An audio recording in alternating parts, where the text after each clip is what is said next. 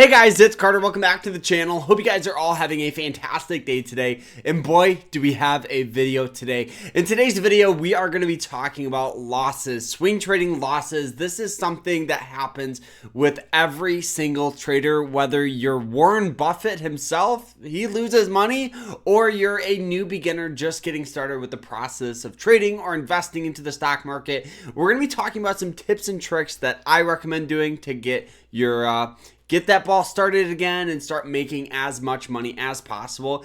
Also, guys, if you want to learn more about trading in the stock market, I highly recommend going on and checking out my swing trading school where you guys can learn to trade. Check it out down below. And for the first 5 people, you guys get 50% off with the code HALFOFF. So check it out. Use that code. I'll see you in there. We talk about strategies to trade, how I find stocks and opportunity. So check it out down below. It's absolutely fantastic. And let's jump into this here. So looking at some of our positions today, you guys can see that the stocks that we're holding, we did get some sell-off today, but the largest sell-off today was MRVL.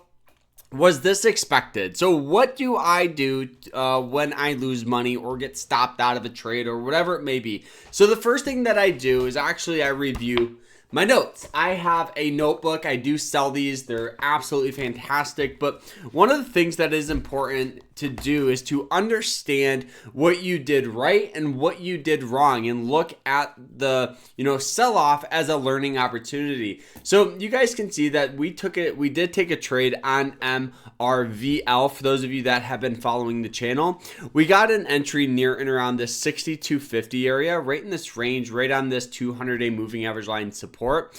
Now we did get some great growth out of it. Personally, we were expecting it to go up a little higher, but we did get stopped out today. Now the stop out, the importance of having a stop loss is actually very, very important here. And one of the reasons why I say that is because our stop was near and around 67.81, right in that range. And how we determined that, it's actually very, very simple. So when we saw this stock going up and up and up, each candlestick, what I always do for my stop loss is I move my stop to the bottom of that wick, right? So for this next day, my stop loss is going to be near and around this, 70 or 67.80 area, right in that range. Now, what this does is it helps me get traction with stocks. So a stock that is squeezing up and getting a ton of buying pressure, I'm going to be making money because what I am doing is I'm adjusting my stop loss. As the stock goes up and we catch a stock that rips up 10%, which is rare, but it just does happen, you can make money on those moves compared to if I had a target price of that, just say $66 on the 90-day moving average line, which historically acts as resistance. Now, some people may take profit there, which is great because you never lose money taking profit, but you can just make a little more money. So the importance of having a stop loss is super, super simple. So we got stopped out, and as you guys can see, as we zoom out, you guys can kind of see as we got stopped out early in the morning here, the stock continued to sell off today, just preventing more losses. So if you're just getting started with trading, highly recommend always have a stop loss before you trade. It's literally lesson 1 of risk management. Now, what do you do as far as a stock that you are still in on? So this is a position that we actually took. Now, instead of the 200-day moving average line, we took a trade near and around the 90. Average cost is going to be near and around that 455 area. So looking at the stock here, you guys can see it's actually very, very easy to look at and understand. So like we mentioned, our stop loss for today was right around this range, right around this 462 area. And you guys can see we didn't get stopped out just yet, but tomorrow, if it does break this, which is the $4.65 range, then we are going to get stopped out. So I just adjust my stop loss anytime we have recession or some sort of sell off in the market. So yes, today we did lose some money. I could have made more money off of MRVL if I would have just taken profit, but that's just kind of the name of the game. You're never going to be able to buy at the lowest and sell at the highest. Now, as far as stocks with opportunity goes, what do you do and what's your plan with it? So the stock that I really liked here was Ross.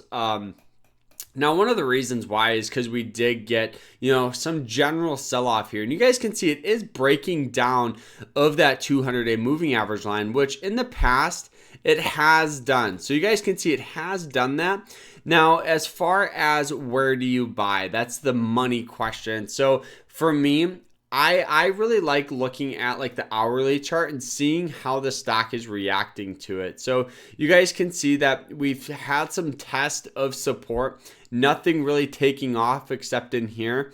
But you guys can see it just slowly starting to stair step its way down. So for me, I would like to get a little push going forward, seeing an entry near and around 130 to 131. Now what this does is has a higher chance of a reversal, if not waiting a little longer at like 132 to 133. So what this does is it pretty much is a confirmation of a reversal, which is super important here. Another trick that you guys can do is take a trend line and just draw it out. And what you're looking for is a minimum of about 3 touch points, as you guys can see. So in this circumstance here, let's go ahead and adjust this a little better there. So in this circumstance, we do have 1, we have 2, we have 3. So what this does now is we have a clear understanding of some sort of trend line reversal. So we would need a little more buying pressure to enter. I think that this is a cool thing that you guys can do to start pretty much making sure you're buying in the lowest of the lows, finding, opportunity that aren't just selling off to zero. So this is just a cool little trick that you guys can do to implement in your swing trading. So guys, if you have any questions, feel free to ask. And don't forget to check out my swing trading school where you guys can learn how to find stocks and opportunity like this. And we'll see you guys in there. Like, subscribe, and I hope you guys have a fantastic day. And we'll see you guys in the next one. Take care.